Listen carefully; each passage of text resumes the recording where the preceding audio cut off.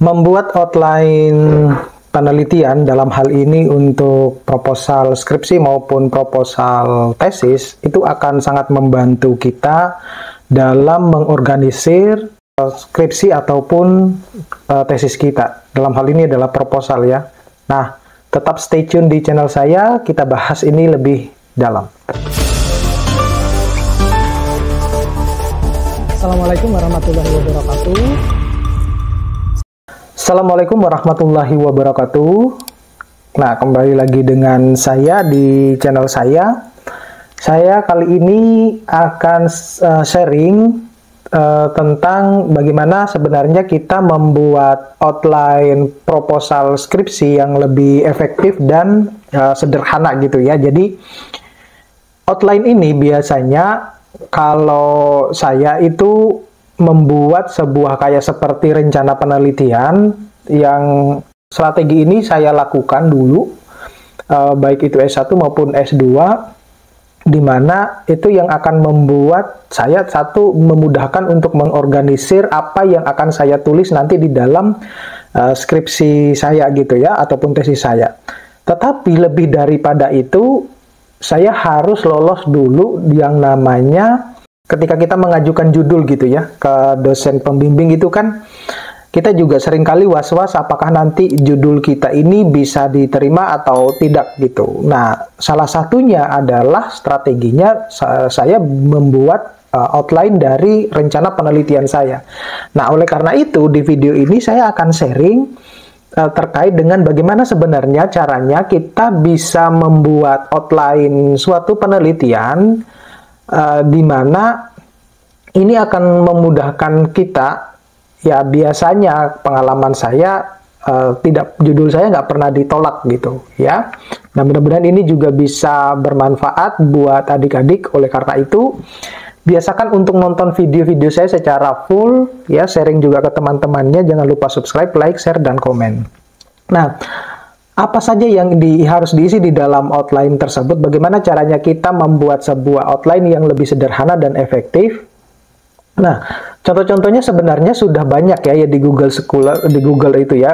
Ketika saudara mengklik yang namanya outline skripsi gitu atau outline tesis, maka itu sederhana sekali ya. Itu yang dibutuhkan sebenarnya. Jadi kita nanti akan bercerita tentang apa sebenarnya rencana penelitian kita ke depan kepada dosen pembimbing ya, di hadapan dosen pembimbing.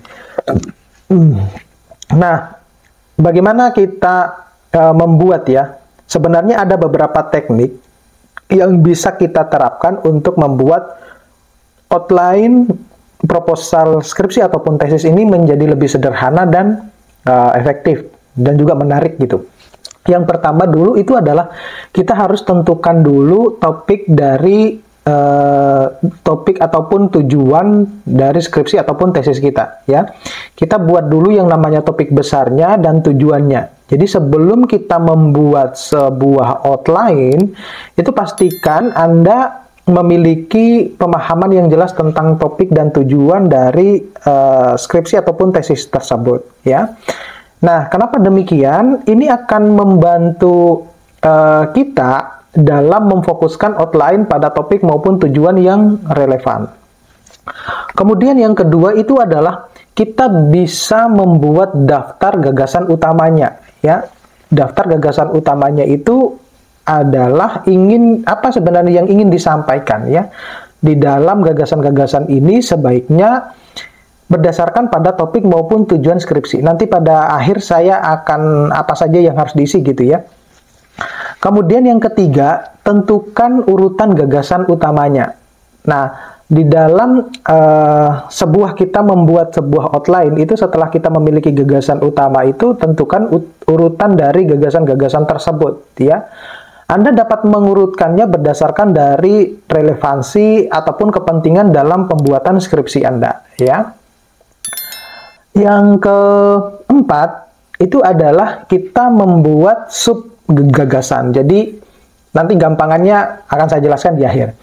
Nah, setelah memiliki gagasan-gagasan utama, maka kita juga harus membuat sub gagasan yang akan membantu saudara itu untuk mengembangkan setiap gagasan utamanya. Jadi sub gagasan ini dapat dibuat berdasarkan dari jenis topik ataupun aspek yang ingin dibahas. Nah, yang kelima itu adalah organisir skripsi Anda atau tesis Anda ya. Jadi setelah kita membuat outline, kemudian kita harus menggunakan outline tersebut untuk mengorganisir setiap bagian di dalam skripsi ataupun tesis saudara ya. Jadi pastikan bahwa setiap bagian ini saling terkait dan memperkuat argumen Anda. Itu. Dan yang keenam itu adalah kita mereview namanya outline Anda ya. Jadi setelah kita membuat outline, kemudian mereview kembali dan pastikan bahwa setiap gagasan dan sub gagasan yang terorganisir ini dan baik dan relevan dengan topik dan tujuan dari skripsi saudara. Jadi periksa apakah outline yang saudara buat itu masih ada yang kurang, misalnya terlalu banyak misalnya dalam pembahasan. Oleh karena itu penting untuk mereview, jangan sampai ada kekurangan gitu di dalam kita membuat outline. Nah, adik-adik mungkin tentunya bingung ya, apa saja yang harus diisi dari penjelasan yang saya jelaskan di dalam video ini. Jadi yang pertama itu ada ini opsional ya. Kalau yang ini, jadi ada nama, jurusan, nomor NIM itu opsional. Anda tidak perlu juga membuatnya atau menulisnya juga tidak apa-apa. Tetapi yang terpenting itu adalah Anda bisa memulainya dari judul dulu. Nah, judulnya apa? Kalau Anda punya beberapa opsional judul, berarti Anda juga harus membuat sejumlah outline dari judul-judul tersebut ya, karena mungkin saja tujuannya ataupun gagasannya berbeda gitu. Nah, saya contohkan misalnya Anda memiliki satu judul gitu. Nah, ketika judul itu Anda tulis, jadi judul itu judulnya apa, kemudian bab 1. Nah, bab 1 itu, Anda bisa mengisinya misalnya mulai dari latar belakang. Nah, latar belakang itu apa saja nanti yang akan Anda isi. Ya, misalnya ada poin-poin ini. Jadi, gagasan utamanya dulu yang ditulis. Nah, gagasan utamanya. Kemudian, setelah latar belakang, itu ada rumusan masalah. Nah, rumusan masalah ini kan biasanya dalam bentuk pertanyaan ya. Jadi, ajukan aja banyak-banyak pertanyaan gitu. Nanti Anda sortir gitu. Pertanyaan apa kira-kira yang sangat relevan dengan penelitian saya, misalnya semacam itu. Kemudian yang ketiga itu baru tujuannya ya, tujuan Anda melakukan penelitian itu untuk apa gitu ya, kenapa Anda mengambil topik itu harus tertulis di situ. Jadi itu salah satu untuk memperkuat argumen saudara di hadapan dosen pembimbing. Nah, kemudian Anda tulis lagi di bab 2. Jadi secara singkat-singkat aja, nggak usah terlalu nggak usah terlalu panjang-panjang ya. Ada juga yang suka dia menjelaskan, ada positif negatifnya memang. Kalau dia menjelaskan terlalu banyak, ya berarti dia secara tidak langsung itu dia sebenarnya sudah menulis proposalnya. Tetapi yang saya maksud itu adalah outline-nya dulu, ya secara garis besarnya dulu. Nah, kemudian ada bab 2. Bab 2 itu adalah landasan teori atau kajian pustaka lah, atau kajian teori. Nah, gitu. Nah, disinilah peran subbab-subbab itu tadi, ya, subbab. Jadi, Anda mau mencantumkan nanti di kajian pustaka itu apa-apa saja. Nah, itu Anda tulis dulu rencananya seperti apa. Kemudian metodenya itu cukup hanya variabel saja. Ya, jangan Anda buat dengan yang kerangka. Kalau kerangkanya atau diagram alir ya it's okay kalau Anda mampu ya, tetapi itu juga butuh support atau dukungan atau bimbingan dari dosen pembimbing. Nah, kalau Anda baru pertama ketemu sama dosen pembimbing, ya udah variabel berdasarkan pemahaman saudara dulu. Ya, nanti baru akan disempurnakan dengan Anda setelah konsultasi dengan dosen pembimbing. Nah, gitu. Jadi outline-nya ya cuma cukup sampai bab 3 aja ya.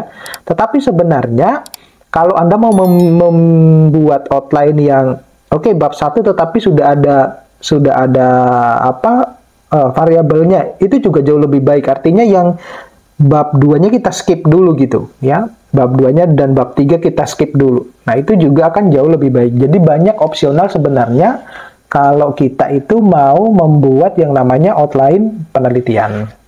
Oke, terima kasih. Mudah-mudahan ini bisa bermanfaat buat teman-teman, adik-adik yang lagi mau menyusun proposal skripsi ataupun tesis. Kita ketemu pada video-video berikutnya. Assalamualaikum warahmatullahi wabarakatuh.